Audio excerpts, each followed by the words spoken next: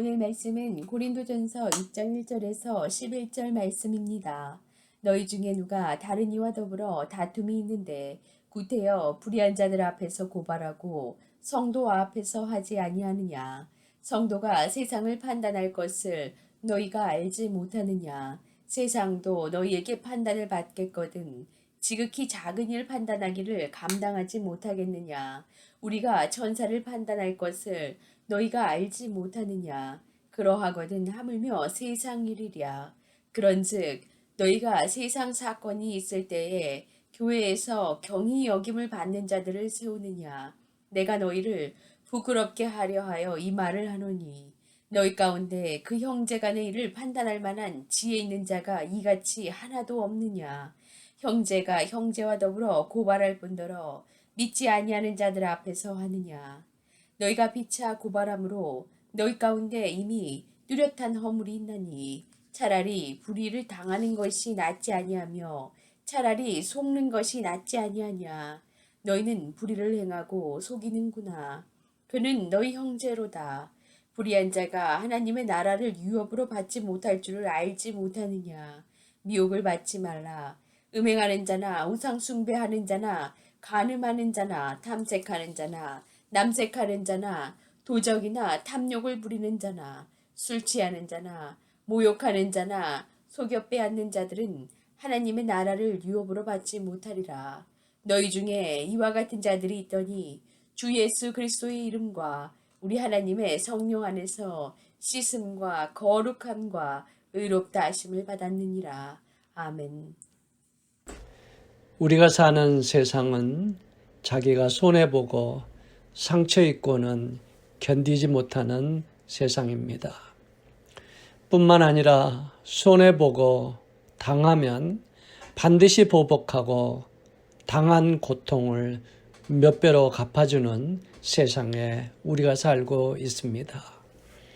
우리가 사는 미국의 전직 대통령이 같은 당 소속 7명의 연방 상원 의원들이 자신의 탄핵에 찬성했다는 이유로 앞으로 본인의 모든 힘과 수단을 다해서 그 사람들의 재선을 반드시 막겠다고 말했습니다.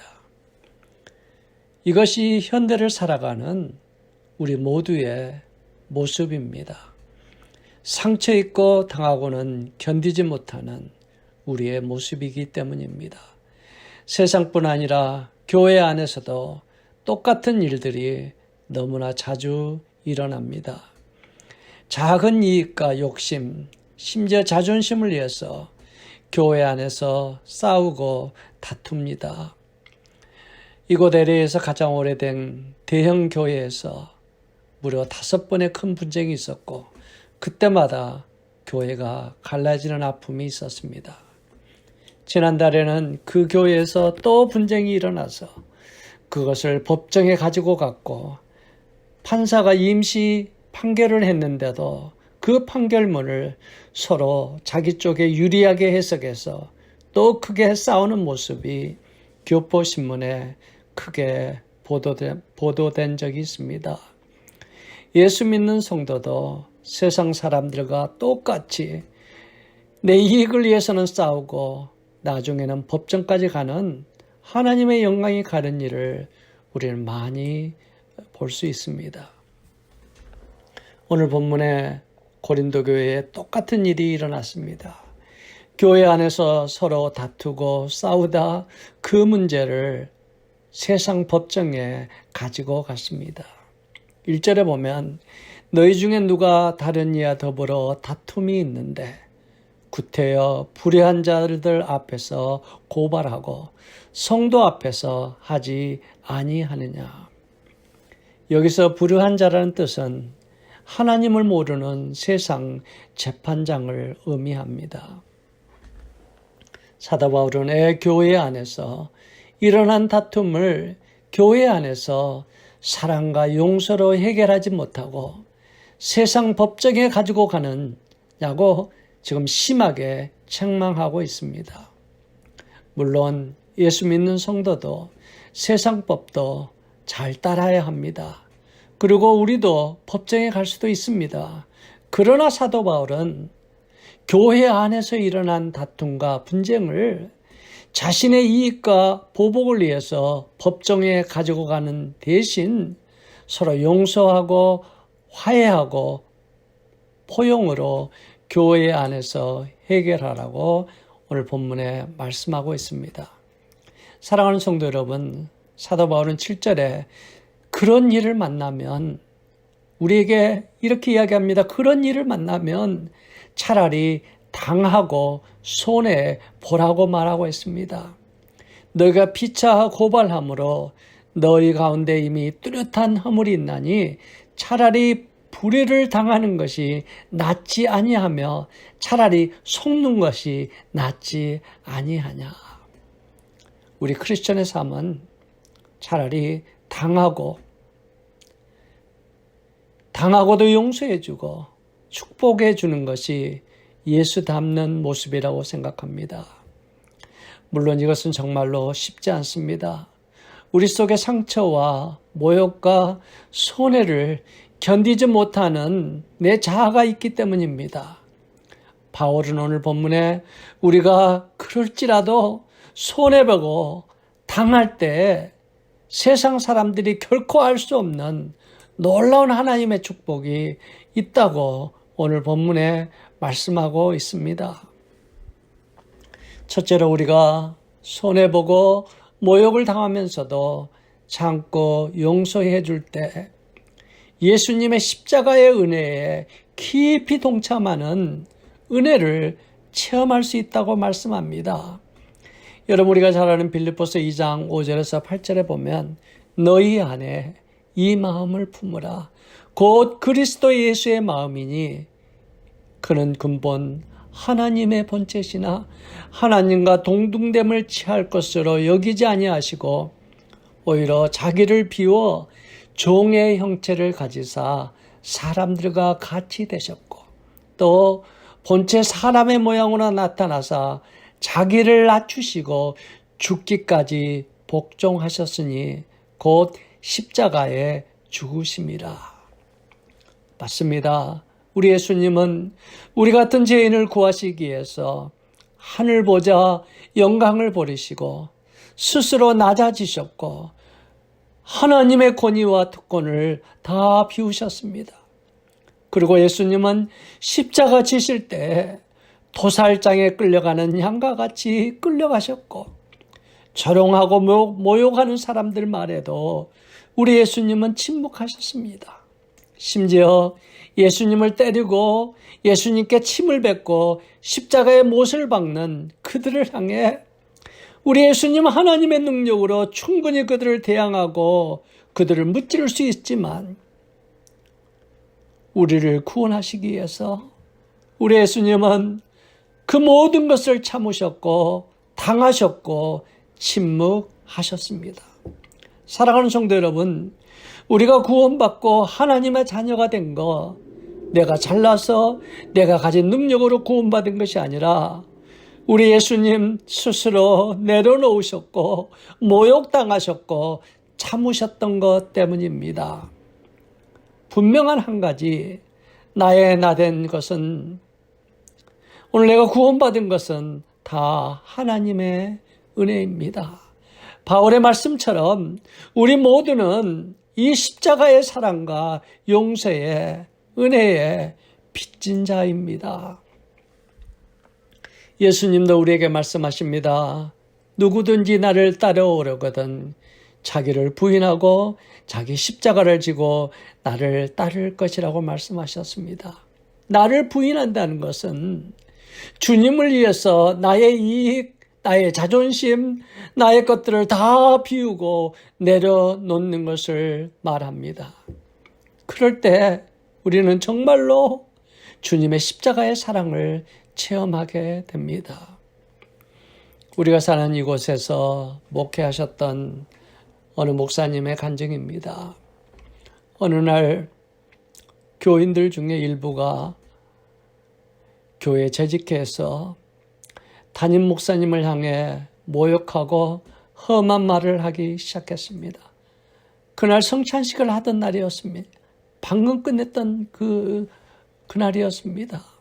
나중에 성도님들이 보는 앞에서 일부 사람들이 목사님의 얼굴에 성찬식에 남은 포도주를 부었고 성도님들 보는 앞에서 목사님 뺨을 때렸습니다.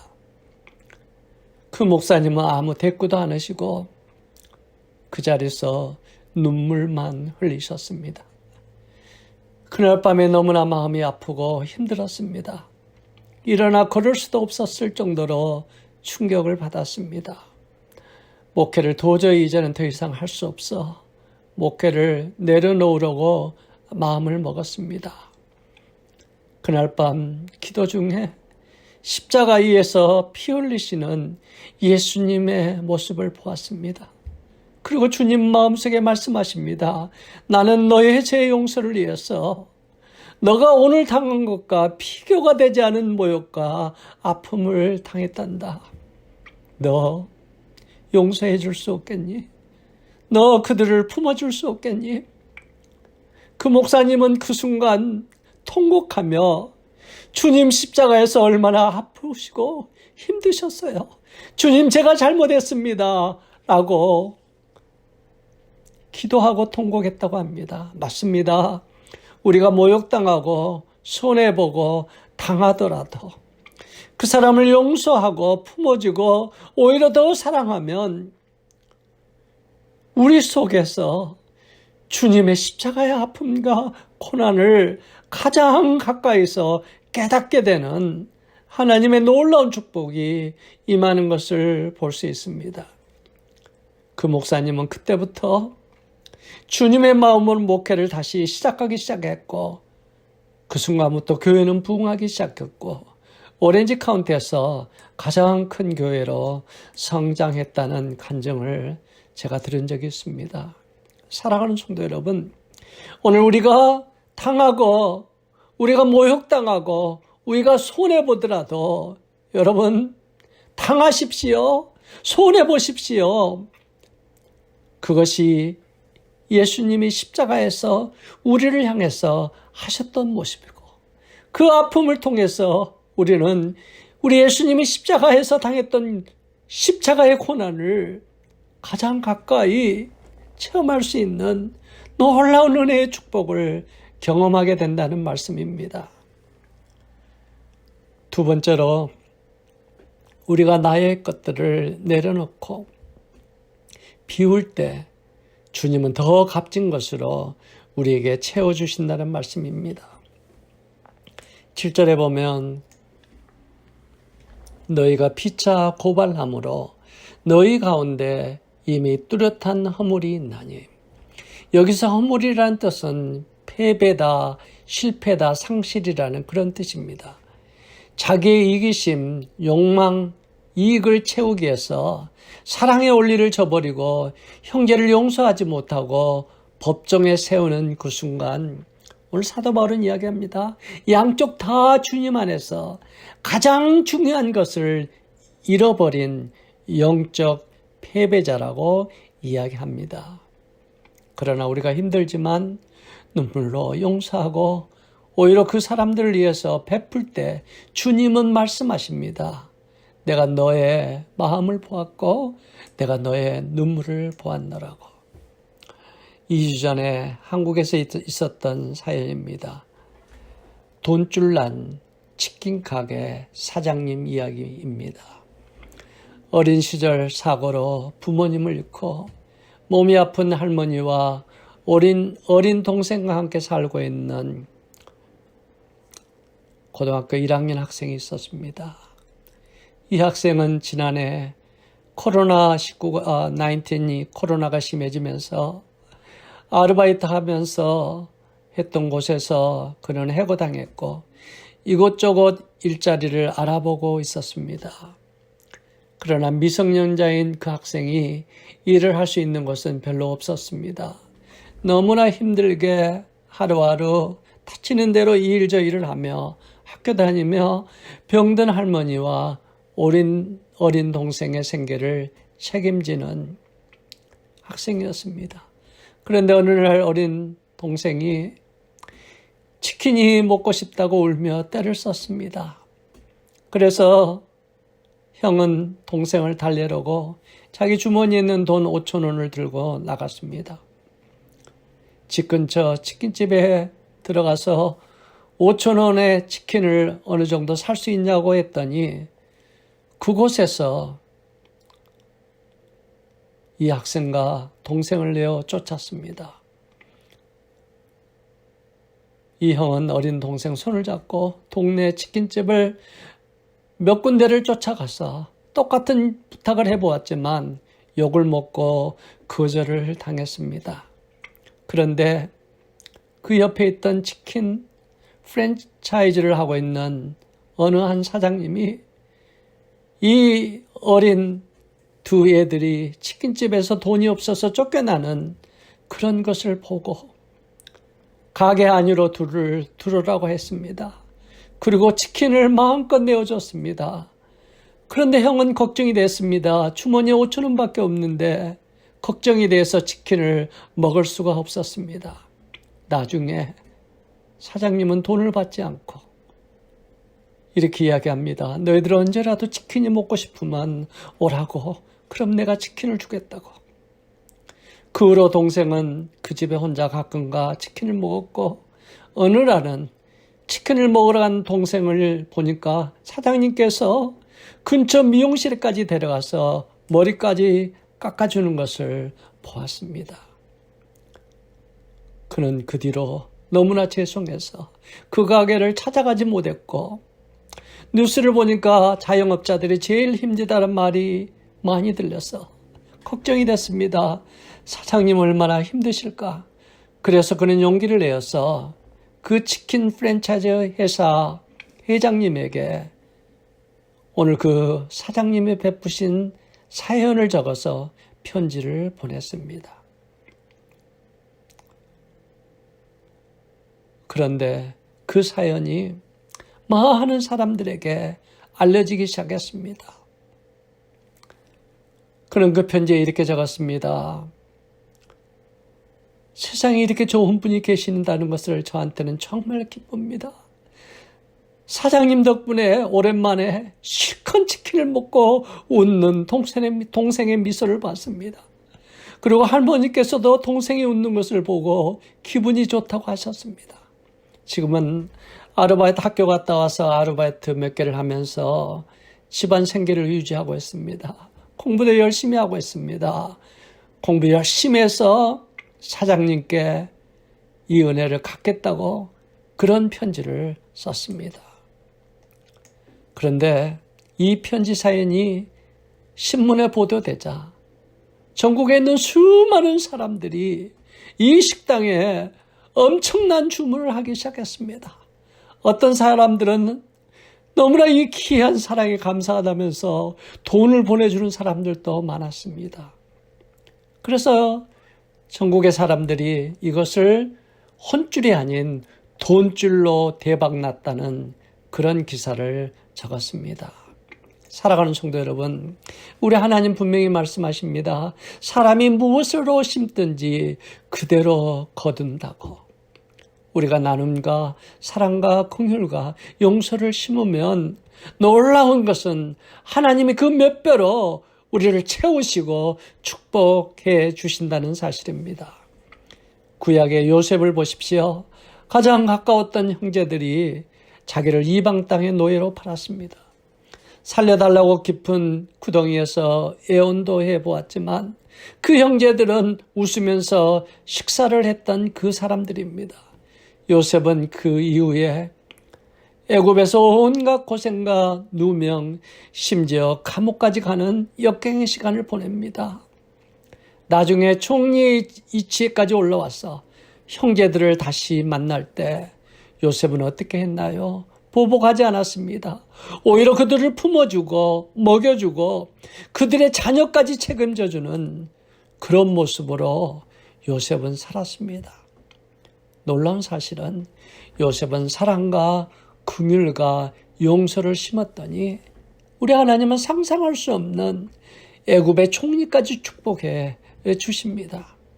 무엇보다도 하나님이 함께 하시고 형통의 열매를 거두게 하셨습니다. 사랑하는 성도 여러분, 우리가 1년 전 오늘처럼 3월 둘째 주일 제가 이렇게 강구했습니다. 코로나로 2주를 쉬고 2주 후에 다시 교회 모이겠습니다 라고 강구했는데 그 2주가 1년이 되었습니다. 지난 1년 동안 우리 모두는 큰 아픔과 고통의 순간을 보냈습니다. 감염의 공포 때문에, 죽음의 공포 때문에 밖에 함부로 나가지도 못하고 갇혀 지내야만 했습니다. 지난 1년 동안 많은 연로하신 성도님들, 우리 교회 성도님들이 몸이 많이 약해지셨고 마음이 우울증과 불면증으로 지금 고생하고 계십니다.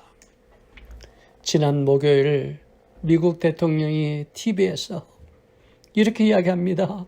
우리에게 드디어 희망의 빛이 보인다고 이야기했습니다. 저는 그 말씀을 듣는 순간에 너무나 가슴이 기뻤습니다. 5월 1일부터는 16세 이상 누구나 백신을 맞을 수 있고 미국의 인구의 3억의 인구에 3배 가까운 백신이 공급될 것이고 그리고 우리가 7월 초 독립기념일에는 우리가 함께 모여서 작은 인원이라도 모여서 축하할 수 있을 거라고 이야기했습니다. 미국이 드디어 코로나의 터널에서 벗어나고 있다는 기쁜 소식이었습니다. 저는 여름에는 아마 많은 분야가 정상으로 돌아갈 수 있다는 희망의 빛을 가져봅니다. 다시 옛날로 돌아가는 그날, 우리의 남은 날들은 옛날과 다른 모습으로 살기를 원합니다. 그동안 누가 나를 힘들게 하면 용서하지 못했지만 누가 나를 정말 고통을 줬으면 그 사람을 대신 고통으로 갚아주는 그런 마음이 있었지만 지난 1년 동안 코로나의 고통을 겪은 우리는 그 고통이 헛되지 않게 살기를 원합니다. 이제부터 남은 인생은 나를 힘들게 하는 사람을 용서하고 참아주고 오히려 그들에게 베풀고 나누고 사랑하며 사시기 바랍니다. 그 길이 주님을 닮아 이 땅에서 아름다운 복음의 향기를 나누는 길이라고 저는 생각합니다. 저는 일주일 내내 이 말씀을 준비하면서 저의 마음속에 불렀던 우리가 너무나 잘 아는 찬양이 있습니다. 낮엔 해처럼 밤엔 달처럼 그렇게 살 수 없을까? 욕심도 없이 어두운 세상 비추어 온전히 남을 위해 살더지. 나의 일생에 꿈이 있다면 이 땅의 빛과 소금 되어 가난한 영혼, 지친 영혼을 주님께 인도하고프네. 나의 욕심이 나의 못된 못난 자아가 언제나 커다란 짐되어 나를 짓눌러 마음을 공곡해 하니 예수여 나를 도와주소서. 이 찬양 우리가 축도 후에 같이 부르면서 이제 코로나가 끝나서 우리 이제 세상에 나가 살 때에는 오늘 말씀처럼 예수님 닮아가는 그런 인생을 사시는 여러분 되시기를 간절히 축원합니다. 기도하시겠습니다. 사랑의 아버지 하나님, 오늘 말씀을 통해서 아버지여 주님 닮은 그런 모습으로 살아가는 주님의 음성을 들었습니다. 아버지 하나님, 누가 나를 힘들게 하고 나에게 손해를 주고 나의 마음을 아프게 고통을 줬어도 아버지 하나님, 차라리 당하고 차라리 참고 그들을 품어주고 용서하며 오히려 그들을 사랑하고 베푸는 우리 주님의 십자가의 사랑 배우는 우리 모두 될 수 있도록 주님 인도해 주셔서 아버지 하나님, 우리의 그런 모습을 통해서 예수 믿지 않는 불신자들도 주님의 살아계심을 볼 수 있는 복음의 향기를 뿌릴 수 있는 우리 모두가 될 수 있도록 주님 인도해 주시옵소서. 예수님의 이름으로 기도드렸사옵나이다. 아멘. 이제는 우리 구주 예수 그리스도의 은혜와 하나님 아버지의 극진하신 사랑과 성령의 감화 인도하시는 역사가 이제는 주님 닮은 모습으로 남은 인생 살기를 소원하는 당신의 귀한 백성들 위해 지금부터 영원까지 함께 있을지어다. 아멘.